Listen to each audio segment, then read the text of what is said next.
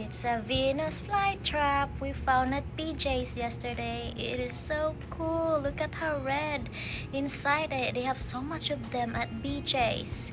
And this one is the biggest, and it comes with multiple plants inside, and it is mature, I believe, because this is the biggest they ever have, and it has red insides of there. And my son poked two on them and it went close. It thought it was a bug. It was just a barbecue stick that he used and poke it, and it closes this two here, and the rest are still open looking for a bug.